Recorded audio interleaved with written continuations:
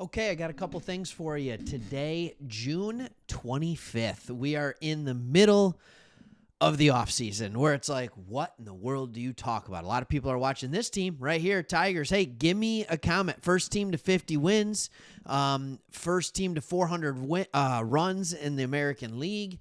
How are you feeling about those Tigers? You got some pitching injuries and things like that are going on. They're still finding ways to win. So let me ask you this. Do you find yourself getting really excited for Tigers baseball, or are you just dying and waiting for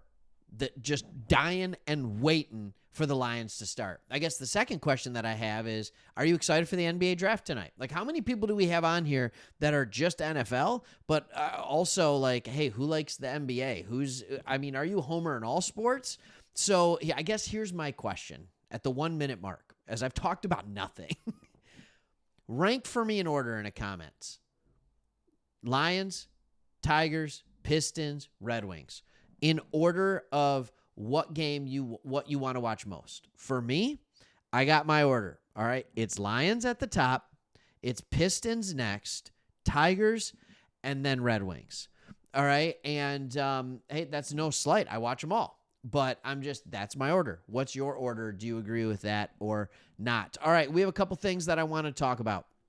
A couple things that I think is kind of important. We talked about this on a different one. We're going to talk about when training camp actually starts, but we're going to spend more time talking about some Detroit Lions that are on bubble watch, because as training camp starts, you're going to want to watch for these guys. So we have figured it out. We have figured out when training camp actually starts. All right. At first, people were writing articles about how the Lions made a big mistake and training camp was starting too late because of, they have the game on the 31st and they're not starting training camp till the 26th of July. What are they doing? No. Rookies report on the 16th, veterans on the 19th. There's an entire week of practice before training camp opens to the public. So yeah, don't worry. There's plenty of time for this, so you don't even have to worry about it. And the preseason starts early for us, and we have 4 games, kind of like old school. You won't see our starters really, maybe in one of them, but maybe in none of them.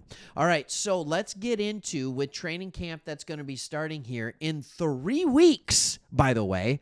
All right, 4th of July is going to be over. You're going to have Wimbledon. Boom, training camp. Let's go. All right, we are right there, right around the corner. For football. Let's talk about some of the players who are on bubble watch that you're going to want to know and you're going to want to talk about. The first person is in the quarterback room. Yes, I start with a quarterback. It's not because it's the most intriguing, but we always got to talk about a quarterback, right? And that's Kyle Allen. This is a dude who's been around the NFL for quite a few years. You have Kyle Allen. You've got, this is a Hendon Hooker question more than it is a Kyle Allen question.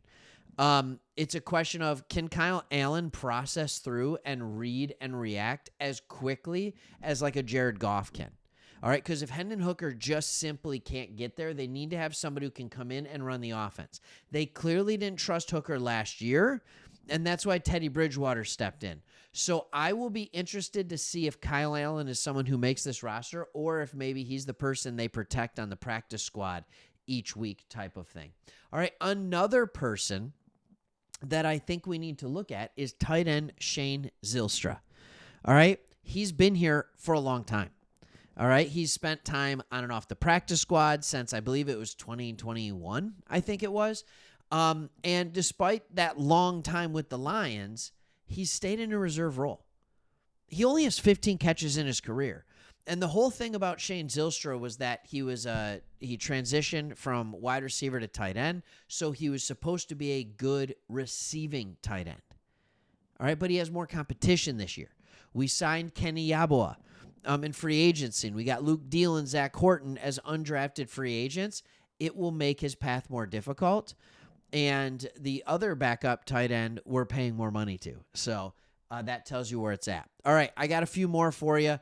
And there's going to be a couple of names that you definitely know coming up, but I'm getting through the ones that maybe you don't. All right, one that I'm really interested about is Jackson Meeks. Jackson Meeks is an undrafted free agent.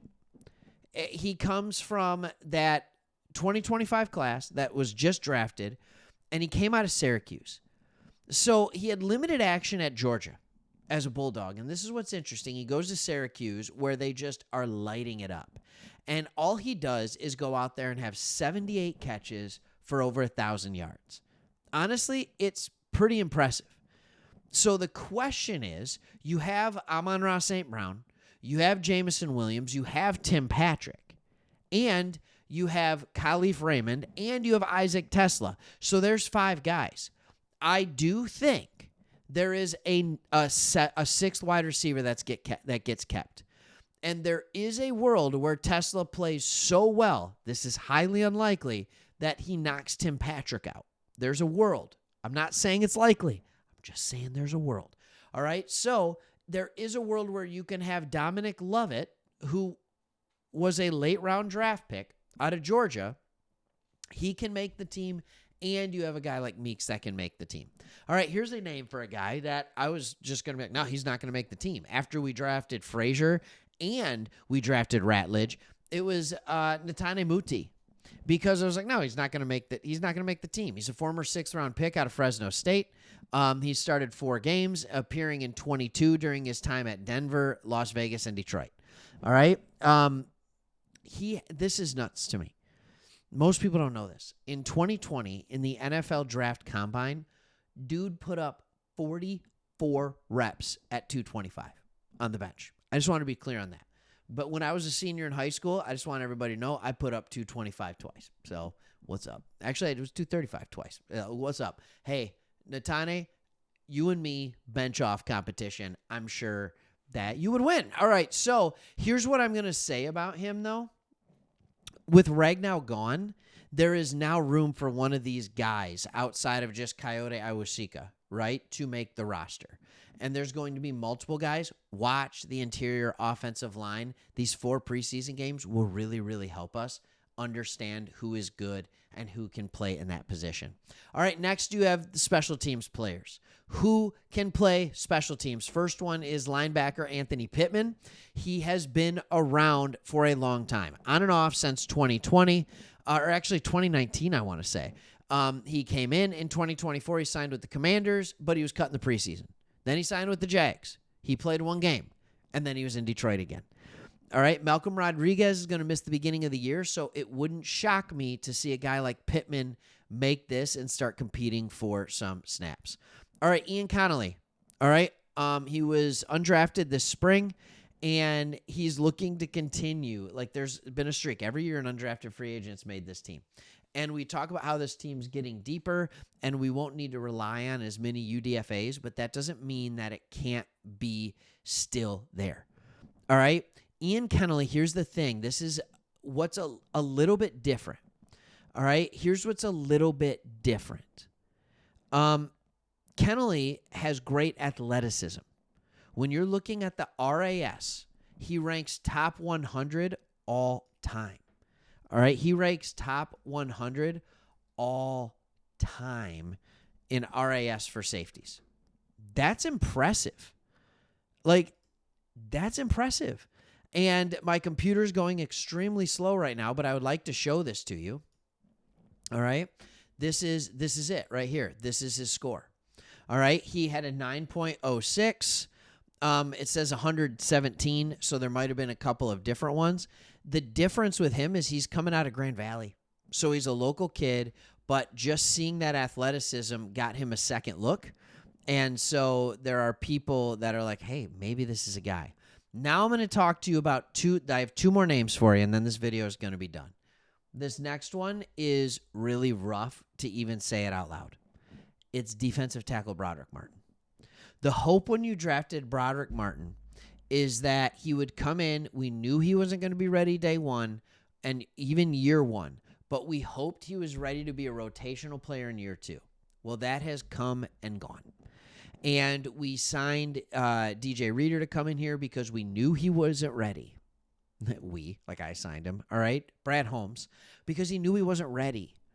And then he didn't get to sniff anything last year. Now Aleem McNeil is hurt, and you're just hoping that this guy in Broderick Martin can come in and do things. But instead, you have Levi Onwuzurike that's needing to do it, and then you go out and you draft Tyleek.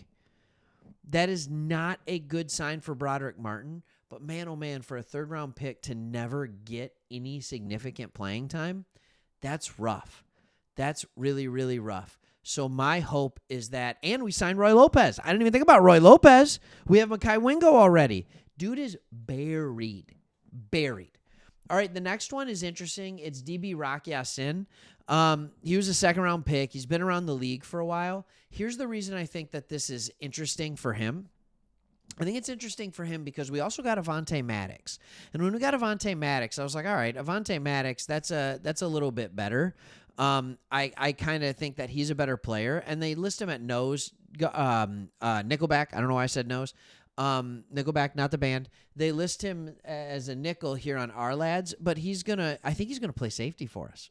I think he's going to play safety. Avonte Maddox is. So then all of a sudden you have to ask yourself the question, all right, who is it? Is it Rock Yassin that comes in there? It makes sense that he would make the roster as a fifth corner or a fourth corner, but it's not a guarantee. So I guess my question is, which Lions for a fringe player are the Lions ready to unload? And who is ready to actually have an important role on this team? Special teams is going to play a big part in that. So make sure you keep checking it out as training camp starts up and we start hearing different things about these players. And then oh man, I'm excited. Why am I so excited for preseason football? I'm just so excited to see what the depth of this team looks like. Try and get out of it healthy. Hall of Fame game. Really kind of neat to see. All right, hey, thank you so much for watching. Really hope you enjoy this channel. If you do, feel free to hit that subscribe button. We'd love to have you part of the Sports Talk Detroit community, and you are appreciated. Top 4 teams. Top 4 teams in Detroit. Let me know. See ya.